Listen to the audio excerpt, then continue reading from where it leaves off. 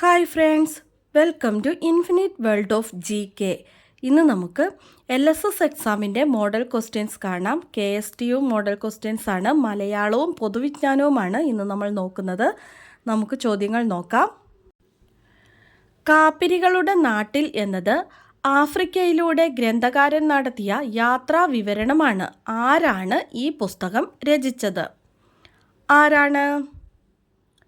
SK Pottekkatt രചിച്ച പുസ്തകമാണ് കാപ്പിരികളുടെ നാട്ടിൽ എന്ന പുസ്തകം. അടുത്ത ചോദ്യം, വഞ്ചിപ്പാട്ട് ഏത് വൃത്തത്തിലാണ് രചിച്ചിട്ടുള്ളത്? വഞ്ചിപ്പാട്ട് രചിച്ചിട്ടുള്ളത് നദോന്നത വൃത്തത്തിലാണ്. നദോന്നത വൃത്തം. മൂന്നാമത്തെ ചോദ്യം, കുറിയരി വെച്ചു വെളുത്തൊരു ചോറും കറികളുമാശു വിളമ്പി നിരന്നു. ഈ കവിതാഭാഗത്ത് ആശു എന്ന പദം കൊണ്ട് അർത്ഥമാക്കുന്നത് എന്താണ്? പെട്ടെന്ന് അല്ലെങ്കിൽ വേഗത്തിൽ. കാലപ്രയാണത്തിൽ പ്രകൃതിക്കുണ്ടാകുന്ന ഭിന്നഭാവങ്ങളെ ഡാഷ് എന്ന് പറയുന്നു. എന്താണ്? ഋതുക്കൾ. ഋതുക്കളാണ് കാലപ്രയാണത്തിൽ പ്രകൃതിക്കുണ്ടാകുന്ന ഭിന്നഭാവങ്ങൾ. അഞ്ചാമത്തെ ചോദ്യം, ചാരി എന്ന നൃത്തം ഏത് കലാരൂപത്തിൻ്റെ ഭാഗമാണ്? ചാക്യാർകൂത്തിൻ്റെ ഭാഗമാണ് ചാരി എന്ന നൃത്തം. ആറാമത്തെ ചോദ്യം, പഴയകാല കാർഷിക ഉപകരണങ്ങളിൽ ശരിയല്ലാത്ത ജോഡി ഏതെന്ന് തിരിച്ചറിയുക. എ, പറ ധാന്യങ്ങൾ അളക്കുന്നതിന്, അത് ശരിയാണല്ലേ.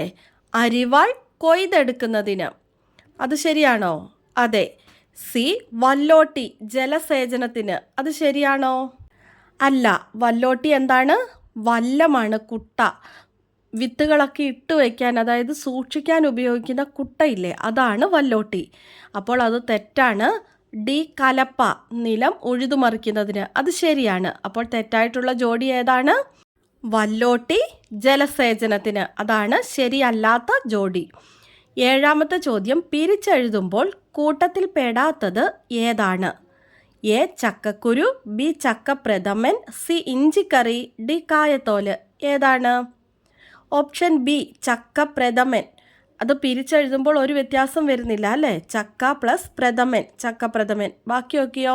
ചക്ക പ്ലസ് കുരു, ചക്കക്കുരു. അവിടെ ഇക്ക ആകുന്നുണ്ടല്ലേ? അതുപോലെ തന്നെയാണ് ഇഞ്ചിക്കറി, ഇഞ്ചി പ്ലസ് കറി, കായ പ്ലസ് തോല്, കായത്തോല്. അപ്പോൾ കൂട്ടത്തിൽ പെടാത്തത് ഏതാണ്? ഓപ്ഷൻ ബി, ചക്കപ്രഥമൻ. എട്ടാമത്തെ ചോദ്യം, വള്ളത്തോളിൻ്റെ മലയാളം എന്ന കവിതയിൽ മലയാളം എന്നതുകൊണ്ട് ഉദ്ദേശിക്കുന്നത് എന്താണ്?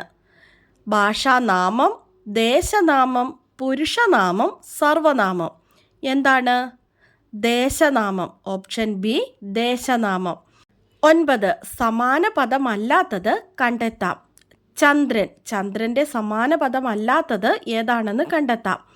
Option A, Sasi, B, Indu, C, Bhaskaran, D, തിങ്കൾ. ഏതാണ് സമാന പദമല്ലാത്തത്? ഭാസ്കരൻ സൂര്യനാണല്ലേ. 10ാമത്തെ ചോദ്യം, താഴെ കൊടുത്ത സൂചകങ്ങൾ ഏത് വ്യവഹാര രൂപത്തിൻ്റേതാണ്?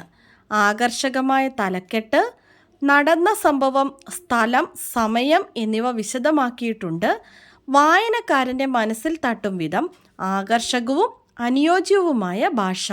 ഇത് ഏത് വ്യവഹാര രൂപത്തിൻ്റേതാണ്? നോട്ടീസ്, പത്രവാർത്ത, ആസ്വാദനക്കുറിപ്പ്, വിവരണം. ഏതിൻ്റേതാണ്? Option B, പത്രവാർത്തയുടേതാണ്. 11ാമത്തെ ചോദ്യം, താഴെ കൊടുത്ത ഗദ്യഭാഗം ശ്രദ്ധാപൂർവം വായിക്കുക, തുടർന്ന് വരുന്ന ചോദ്യങ്ങൾക്ക് ഉത്തരം കണ്ടെത്തുക എന്നതാണ്. ഒരു സ്ഥലത്ത് രാമുവും കുടുംബവും സുഖമായി താമസിച്ചിരുന്നു. കുറച്ചു കാലം കഴിഞ്ഞപ്പോൾ രാമു പെട്ടെന്ന് മരിച്ചു. പിന്നീട് അവർ അങ്ങേയറ്റം കഷ്ടപ്പെട്ടാണ് ജീവിച്ചിരുന്നത്. ഒരു ദിവസം രാവിലെ രാമുവിൻ്റെ ഭാര്യ പുറത്തിറങ്ങിയപ്പോൾ മുറ്റത്തതാ സ്വർണ്ണത്തൂവലുള്ള ഒരു അരയന്നം. അവർ വീട്ടിലെ എല്ലാവരെയും വിളിച്ചു. അരയന്നം നേരെ വീട്ടിനകത്തേക്ക് കയറി. അപ്പോൾ രാമുവിൻ്റെ കുടുംബം വളരെ വിഷമിച്ച് ജീവിക്കുന്നതാണ് അരയന്നം കണ്ടത്. തൻ്റെ സ്വർണ്ണത്തുവലുകൾ ദിവസവും ഓരോന്ന് വിറ്റ് സുഖമായി ജീവിക്കാൻ അരയന്നം അവരോട് പറഞ്ഞു. അങ്ങനെ അവർ സുഖമായി ജീവിച്ചു. അങ്ങനെയിരിക്കെ അവർക്കൊരു സംശയം, ഈ അരയന്നം എന്നും സ്വർണ്ണത്തൂവലുകൾ തരുമോ? ഒരു ദിവസം അവർ അരയന്നത്തെ പിടിച്ച് തൂവലുകൾ മുഴുവൻ പറിച്ചെടുത്തു. അടുത്ത നിമിഷം ആ സ്വർണ്ണ തൂവലുകളെല്ലാം വെറും തൂവലുകളായി മാറി. ആ അരയന്നം മനുഷ്യരെ പോലെ കരയാൻ തുടങ്ങി. ആ അമ്മയും മക്കളും പേടിച്ചുപോയി. അപ്പോൾ അരയന്നം പറഞ്ഞു, നിങ്ങൾ എന്താണ് ചെയ്തത്? ഞാൻ എന്നും നിങ്ങൾക്ക് ഓരോ സ്വർണ്ണത്തൂവൽ തരില്ലായിരുന്നോ? നിങ്ങൾ അത്യാഗ്രഹികളാണ്. ഇനി ഞാൻ പോകുന്നു എന്ന് പറഞ്ഞ അരയന്നം അപ്രത്യക്ഷയായി. ഇതാണ് കഥ. നമുക്ക് ചോദ്യം എന്താണെന്ന് നോക്കാം. ഈ കഥയ്ക്ക് അനുയോജ്യമായ തലക്കെട്ട് നൽകുക. സ്വർണ്ണ അരയന്നം അല്ലെങ്കിൽ സ്വർണ്ണ തൂവലുള്ള അരയന്നം, അങ്ങനെയൊക്കെ തലക്കെട്ട് കൊടുക്കാവുന്നതാണ്. ഈ കഥയ്ക്ക് ചേരുന്നതായിരിക്കണം. രണ്ടാമത്തെ ചോദ്യം, ഈ കഥയുടെ ഗുണപാഠം എന്താണ്? എന്താണ്? അത്യാഗ്രഹം, ആപത്ത്. മൂന്നാമത്തെ ചോദ്യം, കഥയുടെ ആസ്വാദനക്കുറിപ്പ് തയ്യാറാക്കുക. നമ്മൾ ആസ്വാദനക്കുറിപ്പ് തയ്യാറാക്കാൻ പഠിച്ചിട്ടുണ്ടല്ലേ? എങ്ങനെയാണ് ആസ്വാദനക്കുറിപ്പ് തയ്യാറാക്കുക? ആദ്യം കഥയ്ക്ക് യോജിച്ച ഒരു തലക്കെട്ട് നൽകുക. അതിനുശേഷം കഥയുടെ ആശയം എഴുതി കൊടുക്കുക. അതിനുശേഷം ആ കഥയിൽ നിങ്ങൾക്ക് ഇഷ്ടപ്പെട്ട കഥാപാത്രങ്ങളുണ്ടെങ്കിൽ അവരെക്കുറിച്ച് എഴുതുക. അവ എന്തുകൊണ്ടാണ് ഇഷ്ടപ്പെട്ടതെന്ന് എഴുതുക. നിങ്ങളുടെ അഭിപ്രായങ്ങൾ എഴുതുക. കഥയുടെ ഗുണപാഠം എഴുതുക. അതൊക്കെ എഴുതിയാൽ മതി കേട്ടോ. 12ാമത്തെ ചോദ്യം, താഴെ കാണുന്ന ഗദ്യഭാഗം വായിച്ച് ഉത്തരം കണ്ടെത്തി എഴുതുക. അനുവും കൂട്ടുകാരും സ്കൂളിലെ പരിസ്ഥിതി ക്ലബിലെ അംഗങ്ങളായിരുന്നു. സ്കൂളിൽ ന്യൂട്രീഷൻ ഗാർഡൻ ഉണ്ടാക്കാനുള്ള ഒരുക്കത്തിലാണവർ. സ്കൂളിലെ പരിസ്ഥിതി ക്ലബിൻ്റെ ചാർജുള്ള ഷിഹാബ് മാഷിൻ്റെ നേതൃത്വത്തിൽ സ്കൂൾ കെട്ടിടത്തിനു മുകളിൽ ചട്ടികളിലായാണ് കൃഷി ഇറക്കാൻ തീരുമാനിച്ചത്. ഇതിലേക്ക് ആവശ്യമായ മണ്ണ്, ഒരു മുറം പച്ചക്കറിക്ക് എൻ്റെ ഒരു പിടി മണ്ണ് എന്ന ഒരു തലക്കെട്ടോടുകൂടി തുടങ്ങാൻ തീരുമാനിച്ചു. സ്കൂളിലെ ഓരോ കുട്ടികളും ഇതിലേക്ക് ആവശ്യമായ മണ്ണ് കൊണ്ടുവന്ന് അവരുടെ പങ്കാളിത്തം ഉറപ്പാക്കി. വെണ്ട, തക്കാളി, പയർ, പാവയ്ക്ക, പച്ചമുളക്, വഴുതന, ചീര, കോവയ്ക്ക എന്നീ പച്ചക്കറികളാണ് കൃഷി ചെയ്യാൻ തീരുമാനിച്ചത്.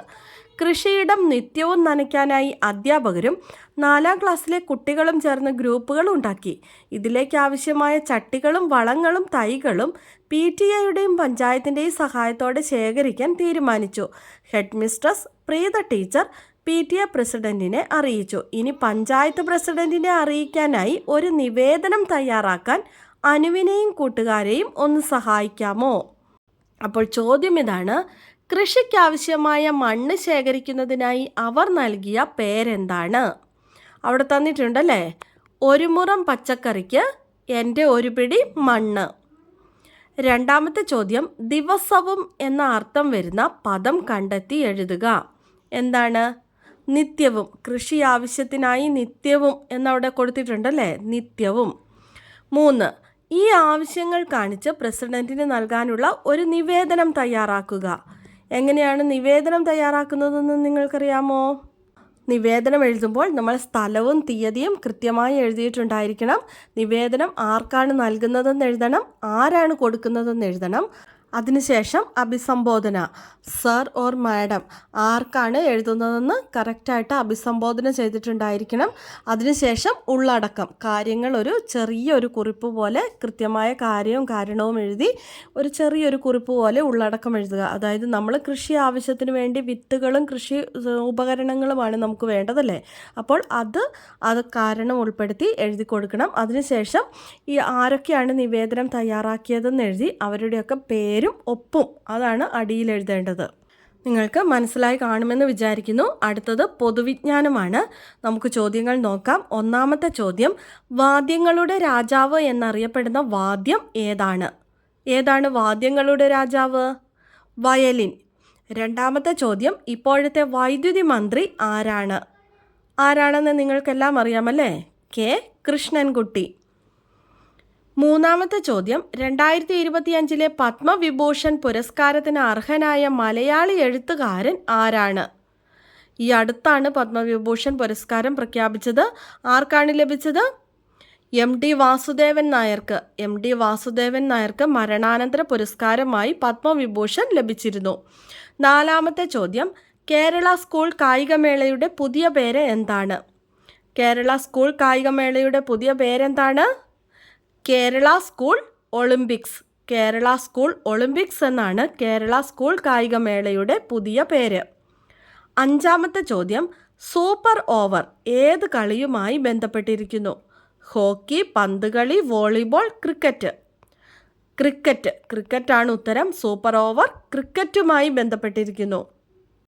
ആറാമത്തെ ചോദ്യം, ഉരുൾപൊട്ടൽ രക്ഷാപ്രവർത്തനത്തിന്റെ ഭാഗമായി ഇന്ത്യൻ കരസേന ചൂരൽമലയിൽ നിന്ന് മുണ്ടക്കൈയിലെത്താൻ നിർമ്മിച്ച താൽക്കാലിക പാലത്തിന്റെ പേരെന്താണ്? എന്താണ്? ബെയ്ലി പാലം. നമ്മളെല്ലാവരും കണ്ടതാണല്ലേ. സൈന്യം നിർമ്മിച്ച താൽക്കാലിക പാലത്തിന്റെ പേരാണ് ബെയ്ലി പാലം. 7ാമത്തെ ചോദ്യം, കേരളത്തിൽ കുടുംബശ്രീ പദ്ധതി ആദ്യമായി നടപ്പിലാക്കിയ ജില്ല ഏതാണ്? മലപ്പുറം ജില്ല. മലപ്പുറം ജില്ലയിലാണ് കുടുംബശ്രീ പദ്ധതി ആദ്യമായി കേരളത്തിൽ നടപ്പിലാക്കിയത്.